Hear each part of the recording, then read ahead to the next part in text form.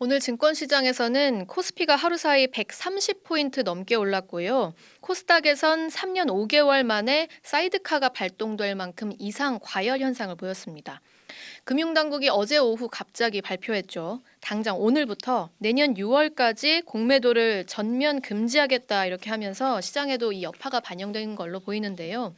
이 갑작스러운 조치를 두고 일각에서는 내년 총선을 의식한 정치적인 판단 아니냐 이런 비판도 나옵니다. 경제부 박지환 기자 나와 있습니다. 안녕하세요. 안녕하세요.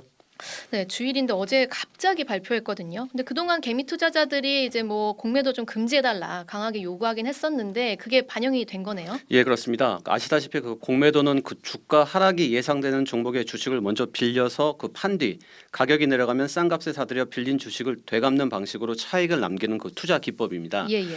그동안 그 빌린 주식의 상환 기간과 담보 비율 등이 그 외국인과 기관 투자자들에게만 유리하고 개인 투자자들이 하락장에서 크게 손해를 본다는 주장이 꾸준히 제기돼 왔는데요. 네. 실제로 개인 투자자 5만 명 이상이 국회 청원을 통해 그 공매도 제도 개선을 요구하는 등 집단 행동에 나서기도 했습니다. 어제 그 김주연 그 금융위원장도 일부 글로벌 투자은행의 불법 공매도에 의한 증시 불안정성을 강조했습니다. 한번 들어보시죠. 최근 증시 변동성 확대와 관행화된 불법 공매도 행위가 시장의 안정과 공정한 가격 형성을 저해할 우려가 있다는 판단 하에 내년 상반기까지 공매도를 전면 금지하기로.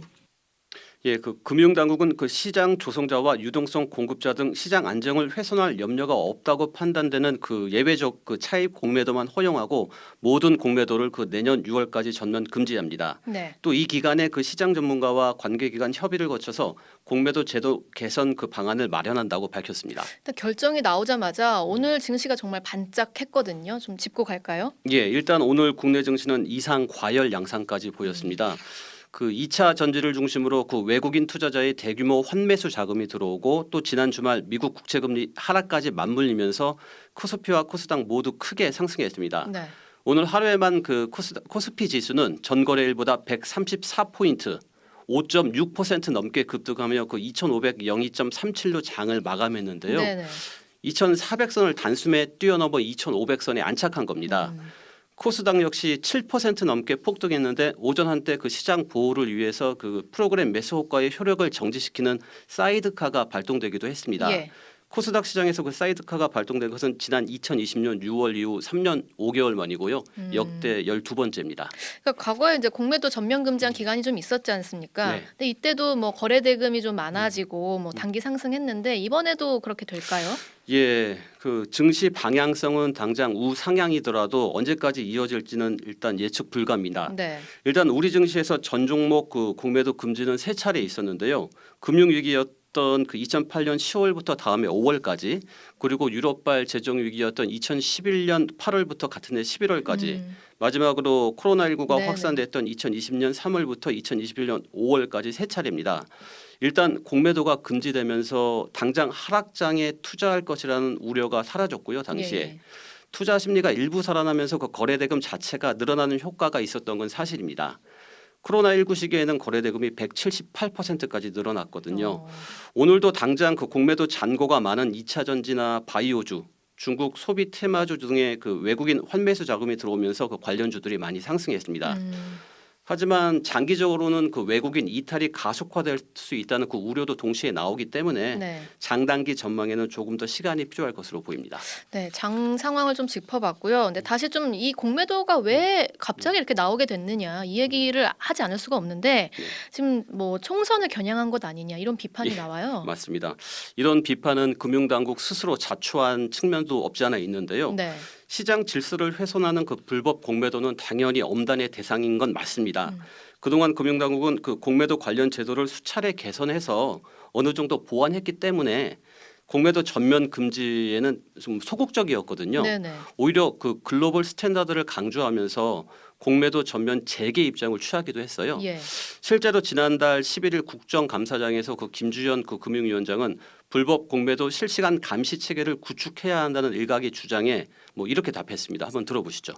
외국인 투자가 중요한 나라에서 외국에서 아무도 안 하는 이런 복잡하고 어려운 시스템을 만들어서 거래를 어렵게 만드는 게 과연 개인 투자자를 보호하는 이러한 정책인지 저는 정말 자신이 없습니다. 이 말을 조금 더 부연하면은 글로벌 기준에서 공매도를 전면 금지하는 선진국이 없다. 뭐 이런 취지의 발언이었습니다. 이게 불과 이제 지난달 발언이라는 맞습니다. 거잖아요. 근데 하지만 어제 갑자기 관행화된 불법 공매도 행위가 시장 안정을 해친다면서 네. 공매도 전면 금지 카드를 꺼내든 겁니다.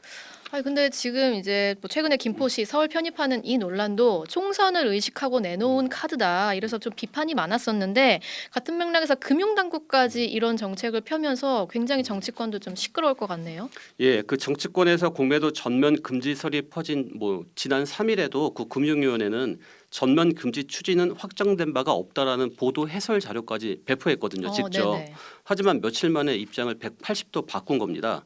그래서 이번 공매도 전면 금지 조치 배경에 말씀하신 것처럼 그 정치적 영향력이 반영된 거 아니냐라는 의구심이 일고 있는 것도 사실입니다. 예. 실제로 최근 국민의힘 의원들이 뭐 공매도 금지 필요성을 꾸준히 역설해 왔고요. 또 이런 와중에 국민의힘 그 송원석 의원이 그 같은 당 장동혁 원내 대변인에게 보낸 문자가 국회 카메라에 포착이 됐는데 뭐 이런 내용입니다. 저희가 이번에 김포 다음 공매도로 포커싱하려고 합니다. 뭐 이런 내용이었습니다. 네. 국민의힘은 당장 그런 의도가 아니라고 뭐 부인은 하기는 했지만 그 김포시의 서울시 편입 논의가 내년 4월 총선용 아니냐라는 야당의 비판이 거센 가운데 뭐 이런 문자까지 공개되면서 여야 정치권이 충돌하는 모양새가 연출되는 것도 사실입니다. 뭐 김포 편입 이슈든 뭐 공매도든 굉장히 장기적으로 사실 좀 논의해야 할 사안인데 이렇게 총선 앞두고 좌지우지되는 게 모양새가 좋지 않네요. 불필요한 오해를 사는 것도 정치적 패착인 것 같습니다. 네, 여기까지 박지환 기자였습니다.